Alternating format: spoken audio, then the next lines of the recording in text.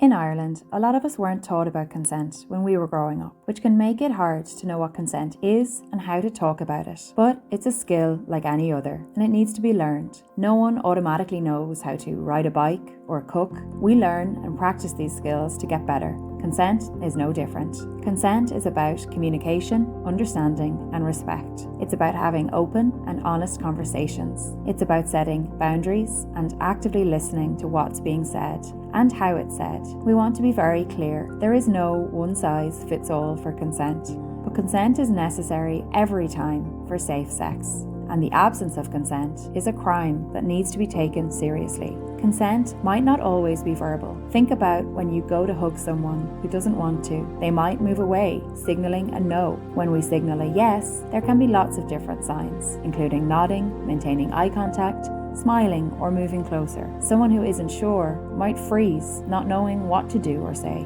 If you're not sure what certain body language means, ask. You won't ruin the moment, you'll enhance it. It is most important to be sure. Respecting another person's boundaries and actively listening to them is a great way to practice consent, and so is setting your own boundaries and making clear what you like and don't like. Remember that one-time consent doesn't mean a yes forever or to everything. It can feel awkward to say no or to ask for what you want. But remember, sex should be fun and enjoyable for everyone involved. In the moment, it's important to slow down and ground yourself.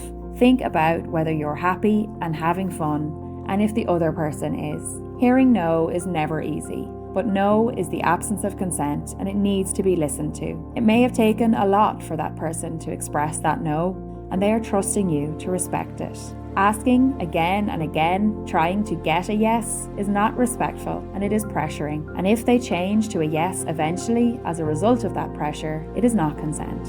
There's no shame in saying no or yes to something, and there's no shame in speaking openly and honestly about sex. Without these conversations, we can't have a culture and society of safe, informed sex. When it comes to consent, like any skill, it gets easier the more you practice. So actively listen, make, and respect boundaries, and take a minute to ground yourself.